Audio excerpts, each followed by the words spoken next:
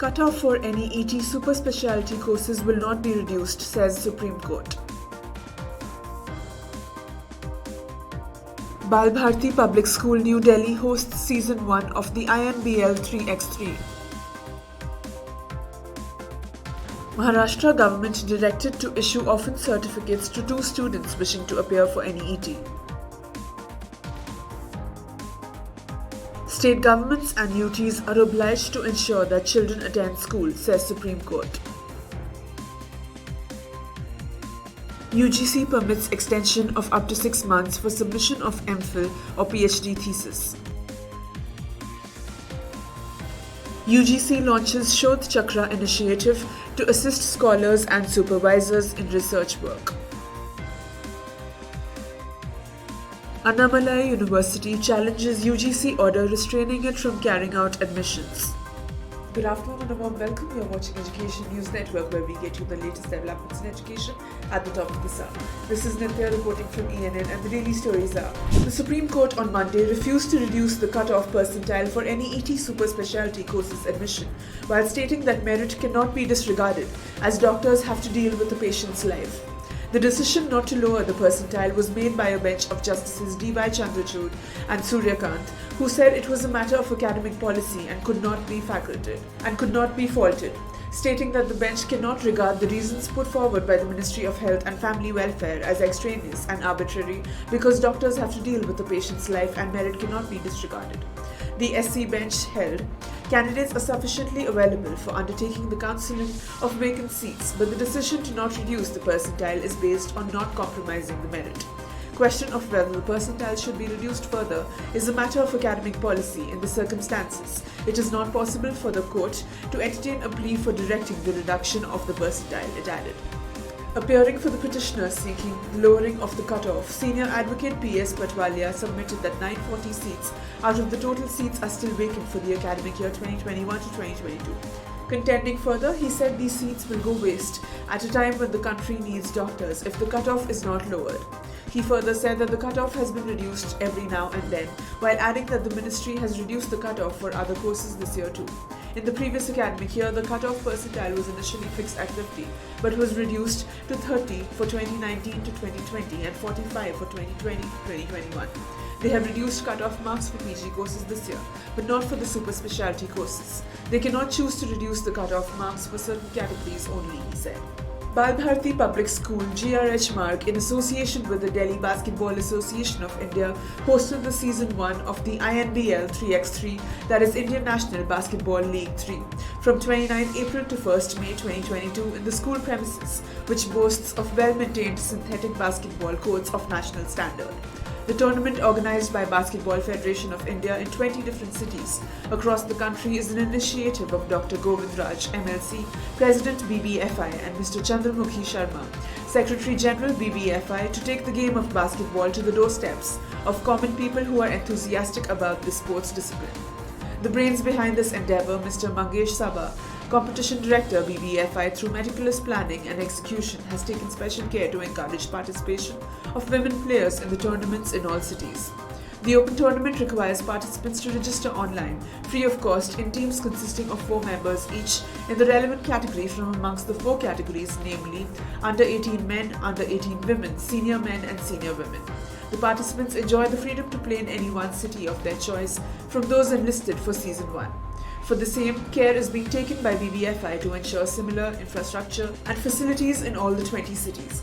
A distinguishing highlight of the event includes the use of online electronic scoring for the first time ever in any domestic tournament. The culmination of the 3-day tournament of Delhi City was marked by the closing ceremony of the event held on Sunday, 1st May 2022, in the playgrounds of BBPS GR. The event was graced by the presence of Mr. Mukesh Kalia, President, and other officials of Delhi Basketball Association, Mr. L.V. Sehgal, Principal, and Mr. Anand Seth, Sports Director of the host school, physical education trainers and coaches, as well as the players and their parents. Lauding the efforts of all, Mr. Kalia expressed his gratitude to the Principal, Mr. L.V. Sehgal, for his support in organizing the event. Appreciating the school's outstanding sports infrastructure, he commended Mr. Sehgal for his relentless zeal and stellar commitment in promoting the culture of sports and physical fitness amongst the students and the society at large. The Bombay High Court has directed the Maharashtra government to issue an orphan certificate to two students who are currently living in a home for abandoned and orphaned girls in the city, so that they can sit for the NEET 2022 examination. The order was issued by a division bench of Justice Revati Mohite Dere and Madhav Jamdar on May 6th while hearing a petition filed by the NGO which runs the children's home, the Nest India Foundation. Two residents of the facility had applied to the Mumbai District Women and Child Development Office for an orphan certificate in November 2020, according to the application. Both of the students needed the certificate for applying for the National Eligibility Cum Entrance Test 2022, in addition to admission to the MBBS course. It was contended by the petitioner's advocate Abhinav Chandrachud that despite several tips and phone calls to the concerned office, the certificate was not issued. Appearing for the government, Purnima Kantarya informed the court that the applications had certain deficiencies and shortcomings due to which the certificate was not issued. The court noted that the application for an orphan certificate was made in November 2020 and the concerned authorities have taken no action till date. The concerned authorities were also directed by the court to issue and grant orphan certificates to both the students within 1 week. While expressing its concern over students who were forced to drop out of school due to their parents suffering from COVID-19 induced job or livelihood loss, the Supreme Court on Monday said that all states and union territories are obliged to ensure that children attend schools.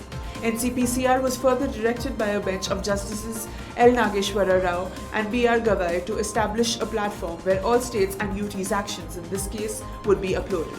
The top court asked the National Commission for Protection of Child Rights, that is NCPCR, to file an affidavit after examining a report from the states and UTs within 8 weeks. The Supreme Court also issued directions to states for appointing a district-wise nodal officer from either the Education Department or the Women and Child Department. The court further directed that these nodal officers would instruct Annamalai workers to personally inform the parents of dropout students about steps taken by NCPCR and get them enrolled. Authorities were further directed by the SC to provide wide publicity to the orders and measures passed by it. Previously, all the state governments and UTs were directed by the Apex Court to implement SOPs for the care and protection of children in street situations that were prepared by the NCPCR.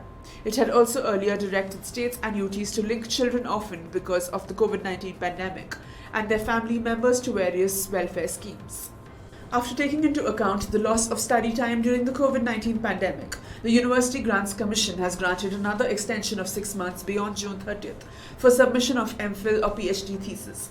As per official information, this is the second time authorities have granted the extension. The first extension was granted in June 2020. Universities and higher educational institutions can give another extension of up to 6 months beyond June 30th for MPhil or PhD thesis submission on a case-to-case basis after reviewing a student's work. The UGC official informed the UGC has approved that an extension of up to 6 months beyond June 30th may be given to MPhil and PhD students for thesis submission by their respective higher education institutions on a case-to-case basis, based on the review of the student's work by the Research Advisory Committee and on the recommendation of the supervisor and head of a department.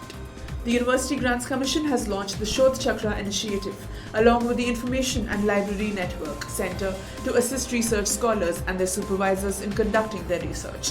The latest platform will ensure researchers collect, organize, store and cite their research work. It was launched by the chairman of UGC, M. Jagdish Kumar. He said, Shodh Chakra will help researchers to create their profiles and manage their preferences. The platform will ensure research scholars and their guides in managing their entire research life cycle, starting from review of literature to submission of the research work. Universities or institutions are required to provide information regarding their respective research scholars to make use of the platform. The platform is equipped with facilities including a virtual library, data storage, resources for scholars, administrative monitoring and dashboards for universities to track the progress of research work. Several workshops will be conducted soon on the use of the platform. We hope that researchers across the country will use this online platform and benefit from the resources that are available. The platform has over 3.5 lakh full-text thesis, millions of articles from Google Scholar, open access platforms, Crossref and IRINS. The UGC claimed that Shodh Chakra will provide statistics on the ongoing research works in the country. The Annamalai University in Tamil Nadu has moved the Madras High Court challenging an order of the University Grants Commission which restrained it from carrying out admissions. The writ petition from the Chidambaram-based institution in the state sought to quash a public notice dated March 25th and 30th this year of the UGC, which stated Annamalai University should not admit any students in any program, as it has not obtained the recognition from the UGC from the 2014 to 2015 academic year.